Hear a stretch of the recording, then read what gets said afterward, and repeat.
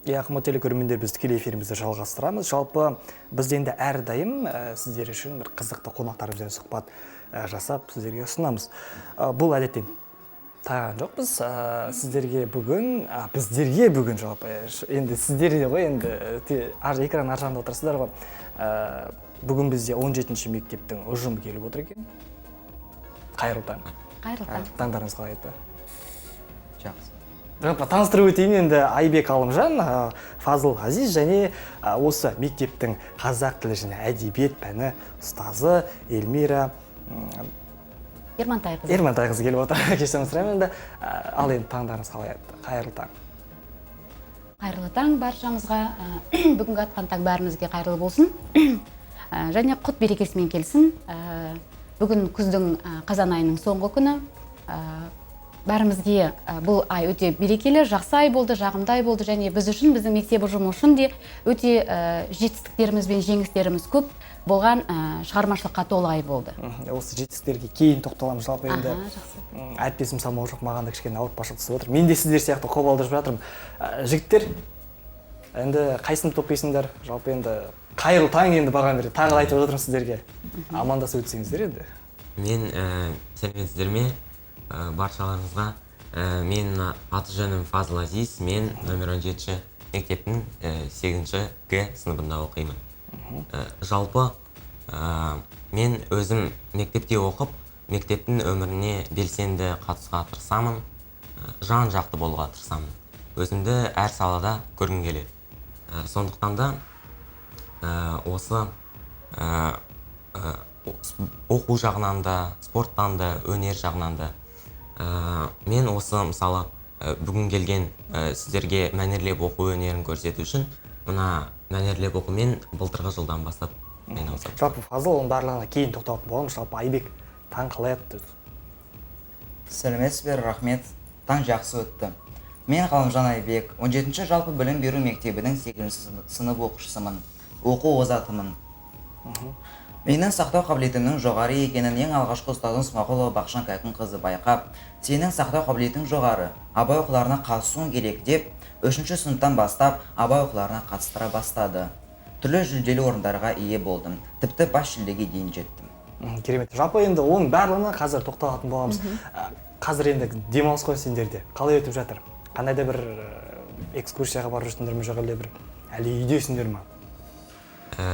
Біз кеше мектеппен бірге біздің сыныбымыз Жүсіпбек Аймауытов атындағы драма театрға барып, күтпеген кездесу атты спектакльға барған.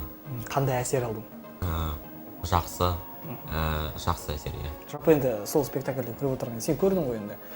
Қандай ой түйдің? Не әсер етті саған? Не ұнады саған сол спектакльде? Кейіпкерлердің нағыз рөлге кіріп ойнауы олар. Әсер қалдыратындай болды. Тамаша қойылым болды. Керемет. Айбек? Мен өзімнің бос уақытымды тиімді пайдалануға тырысамын. Бос уақытымда далаға шығып футбол ойнауды тырысамын. Футбол ойнайсың. Жиі ойнайсың ба? Қаншалықты жиі ойнайсың? Жиі ойнамаймын, шығам.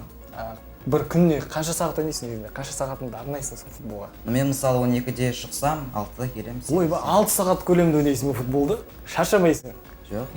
Жарайсың. Жалпы енді Эльмира ханым айтып өтіңізші, енді осы мектепте осындай дарынды балалармен қалай жұмыс жасайсыздар енді? Осындай балалар көп па сіздерде? Енді мектептегі жалпы балалардың барлығын қабілетті деп айта алар едім. Өйткені әрбір адамның бойында бір қабілеті бар ғой. Қабілетсіз адам болмайды. Енді біз ұстаздар қауымы, мұғалімдердің негізгі біздің мақсатымыз осы балалардың бойындағы сол қабілетті ояту, жаңағы бұлақтың көзін ашу деп атамыз. Сол балалардың көзін ашу, қабілеттерін ояту. Осы салада мектепте енді дарынды балалармен жұмыс деген бізде бағыт бар арнайы. Оның бірнеше бағыттар бар. Мысалға, дарынды балалармен жұмыстың олимпиада, пәндік олимпиадалар бар. Мектеп ішінде өтетін қалалық, облыстық, республика деңгейіне жетіп ата және халықаралық деңгейде де болады. Одан кейін екінші біз балаларды мынау ғылыми зерттеу жұмыстарына көп баулимыз. Қазір ол өте өзекті, өйткені зерттеу жұмыстары балалардың ойлау қабілетін дамытып, балалардың өмірден өз орнын табуға көп көмектеседі. Сын тұрғысынан ойлауға балаларды. Одан кейін келесі бағыт мынау спорт бағыты, иә. Бізде мектепте түрлі үйірмелер бар, балалар сол үйірмелерді өздері таңдап, одан да әртүрлі сайыстарға қатысады. Бұл балаларға стимул береді. Яғни бір жетістіктерге жетіп жатса, ары қарата оны дамытуға, және бізге ата-аналарымыз көп қолдау көрсетеді, көмектеседі. Сонымен бірге қазір айтып жатырмыз ғой, ақпараттық технология заманы. Біздің мектебімізде робототехника кабинеті ашылды. Сол жерде балалар мынау компьютердің құлағында ойнайды деп айтуға болады. Түрлі бағдарламаларды жасап, бастауыш сыныптан бастап 11-ші сыныпқа дейін. Енді ауыз толтырып айтатындай біздің жетістіктеріміз көп, айта берсек. Енді міне осындай түрлі бағыттарда біз балалармен жұмыс жасаймыз, қабілеттерін оятуға, дамытуға. Білім өзі негізгі біздің бағытымыз, балаларға білім беру, және оған қоса жаңағы өнерін, балалардың қабілетін ояту бізде қатарласып жүріп отырады. Керемеш апай, сіз қазақ тілі әдебиет пәнінің мұғалімісіз. Иә. Бұл ретте айтып өтіңізші, осы 2 ай көлемінде қандай да бір жетістіктерге жеттіңіздер ме? Жалпы енді осы сала бойынша. Әрине, бізде мысалға қазір білесіздер, рухани жаңғыру бағдарламасы бар. Сол бағдарламаның саласында әртүрлі жұмыстар жүргізіліп жатыр. Одан бөлекте бізде қала көлемінде, мектеп ішінде де түрлі тіл мен әдебиетке байланысты әртүрлі сайыстар, конкурстар, байқаулар болып жатады. Соның ішіндегі біздің жетістіктеріміз, біз 25 қазан күні өз мектебімізде өткіздік. Үлкен облыстық деңгейде деп айтуға болады. Абай Құнанбайұлының 175 жылдығына арналған ғылыми шығармашылық конференция өткіздік. Қонақтарымыз келді, және біз балаларымыздың сол жерде барлық мүмкіндіктерін, қабілеттерін сахнаға шығарып көрсете алдық. Оның алдында ғана осы Мұқағали Мақатаевтың оқулары болды қалалық. Сол қалалық оқуларға мына біздің Азиз баламыз барып, бас жүлдені жеңіп алып, облыстық сайысқа қатысты жолдама алды. Және міне алда біз уақытта күтіп отырмыз. Мағжан Жұмабаев оқулары бар, әдебиетті, осы сөз өнеріне байланысты. Жыл сайын бізде дәстүрлі өтетін Сұлтанмахмұт Торайғыров оқулары, Абай оқулары, Шәкәрім және Мәшһүр Жүсіп оқулары бар. Солардың барлығына біз оқушыларымызды дайындаймыз. Жыл сайын біз және орынсыз қайтпаймыз. Балаларымыз жүлделі орын алып келеді, қанжығалары майланып қайтады. Сондықтан бұл салада біздің жұмысымыз жақсы жүреді деп айта аламын, сеніммен айта аламын. Жалпы Фазыл сіздің жетекшілігіңізбен қатысты ма? Иә, былтырдан бері мен бұл оқушыны оқытамын. Сондықтан былтыр бірінші рет біз Махамбет оқуларына барғанбыз. Жалпы сіздің осы жетекшілігіңіз, енді жетекші ретінде қанша оқушыңыз бар осы? Дайындап әрдайым сайыстарға апарып жүрген? Дайындап жүрген менің өз командам бар деп айтуға болады. Команда бар. Иә, командам бар деп айтуға болады. 5-ші сыныптан басталады. 5-ші сыныпта 3 оқушым бар, 6-ші сыныпта 4 оқушы бар. 7-ші сыныпта мен сабақ бермеймін ол сыныптарға. Міне мынау 8-ші сыныпта 4 оқушы бар. Міне осы команданы және жыл сайын толығып отырады ғой. Бізге жаңа келеді балалар. Кейбір балалардың биыл ғана бір қырынан танып қалсақ, ол баланы аламыз. Сондықтан бұл бізде состав деп айтамыз ғой, құрамы біздің жыл сайын көбейіп отырады. Жалпы енді Фазыл, Азиз, кешірім сұраймын енді. Жуық арада, және ұстазың айтып өтті, сайыс өтті. Бас жүлде иеленіпсің. Айтып өтші, бәсекелестік қалай болды? Қандай шығарма айтты? Мен Мұқағали Мақатаев оқуларына қатыстым. Қалалық деңгейде оқушылар әрине мықты болған, бірақ та соншалықты бір ауыр бір бәсекелестікті мен көре алмадым. Сен өзің ғана мықты болдың дейсің. Маған ешкім тең келмейді дейсің ғой. Айбек, сен де бір сайыстарға қатыстың ба? Мен қатыстым, иә, байқауларына қатыстым. Қандай сайыстарға қатыстың? Былтыр Айбек ғылыми жобаға қатысты. Мәшһүр Жүсіп Көпеев атамыздың шығармаларын зерделеп, философиясына терең үңілді. Сол туралы өзі айтып берсін? Әлбетте. Мен былтыр ғылыми жоба жазуды бастадым. Ол ғылыми жобамда мен Мәшһүр Жүсіп Көпеевтің философиялық танымын ұлы ақын Абай Құнанбайұлының философиялық көзқарастарымен салыстырдым. Жалпы осы сайыста бәсекелестік болды әрине. Мен ғылыми жоба бірінші рет жаздым, сондықтан да 3-ші орынға ие болдым. Алғаш рет жаздың, 3-ші орынға ие болдың. Бұл керемет жетістік деп ойлаймыз енді. Тақырып оңай болған жоқ бізде. Қандай тақырып? Философиялық шығармаларын талдады, мораль, оның ішінде имандылық, және екі бірде үлкен ұлы тұлғаның шығармаларын тану 8-ші сынып балаларының ішіне күрделі болды. Соның өзінде Айбектің соған қауқары жетіп, мүмкіндігі жетіп, қабілеті жетіп, ашып, түсіне білді. Мен сол үшін риза болдым. Түсініп, жан тәнімен оны сезініп жазды. Яғни түсінбесе бала жазамайды ғой. Сондықтан түсініп, өзінің қызығушылығы іштен бір құштарлық болғаннан кейін жазды деп ойлаймын. Соған рахмет айтамын бұл балаларға.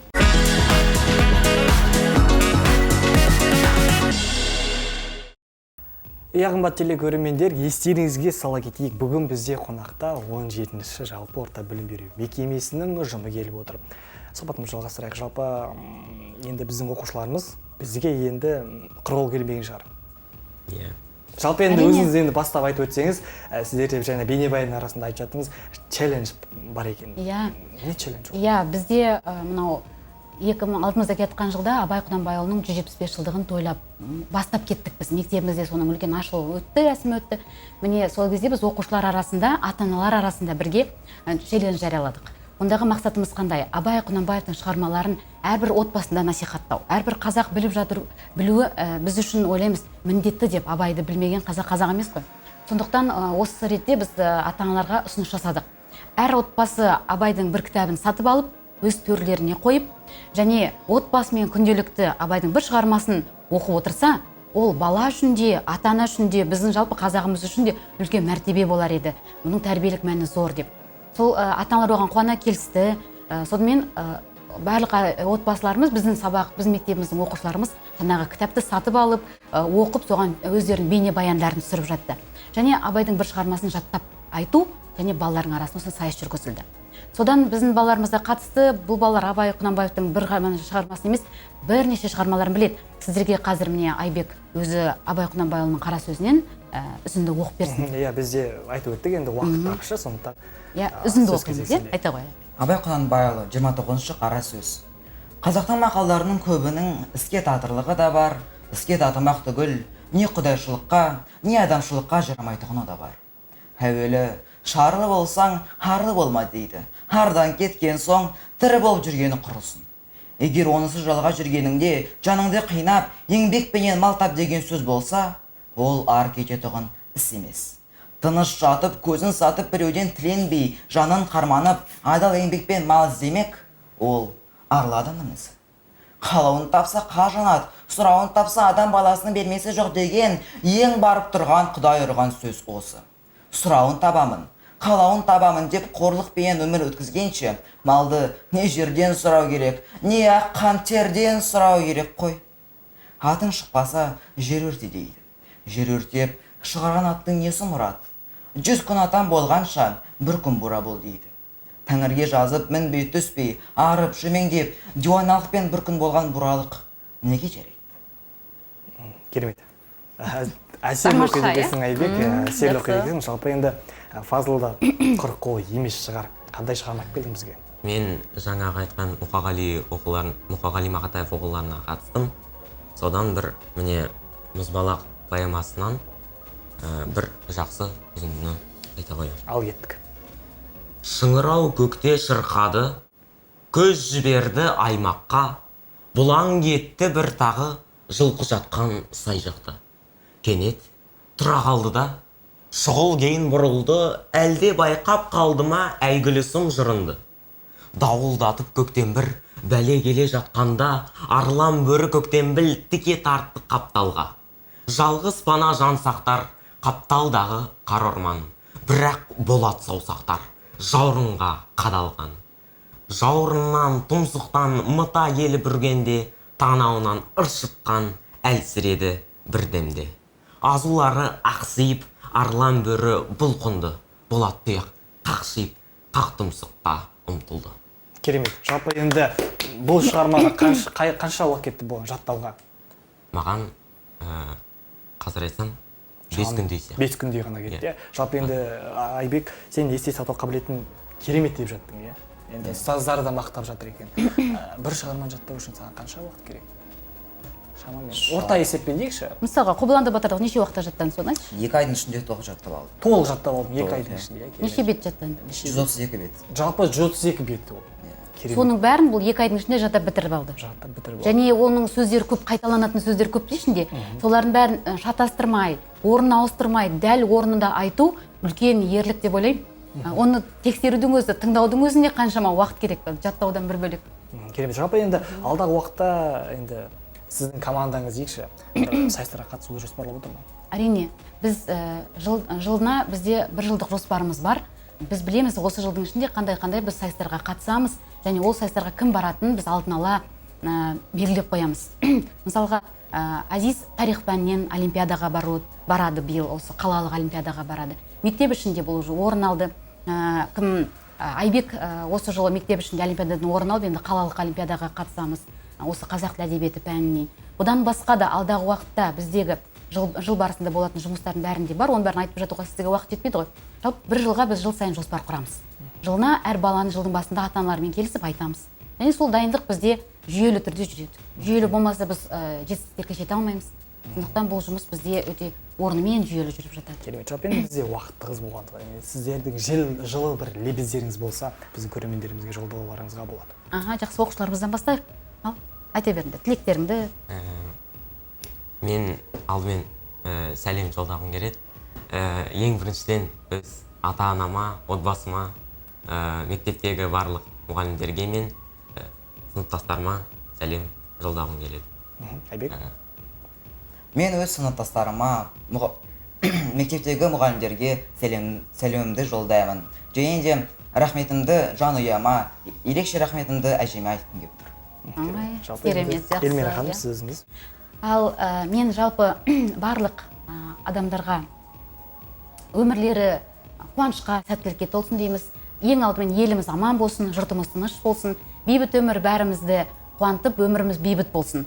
Сонымен қатар мен сияқты шәкірт тәрбиелеп жүрген ұстаздар қауымына шәкірттері өздерінен оссын, шәкірттер биік белестерді бағындырып, толағай табыстар әкеле берсін деп тілек білдіремін.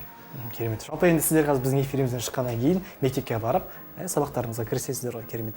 Жалпы енді таңертеңгі уақыттарыңызды бізге арнайы бөліп, бізге келіп арнайы енді керемет сұхбат жүргізгендеріңізге сіздерге алғысымызды білдіреміз. Қандай да бір сайыстарға енді айтып жатсыздар ғой, қатысамыз деп орын алып жатсаңыздар, жай қатыссаңыздар да бізге эфирімізге келіп, сол сайыс төңірегінде ойларыңызды енді қуаныштарыңызды бөлісуді ұмытпаңыздар. Біздің есігіміз сіздер үшін әрдайым ашық.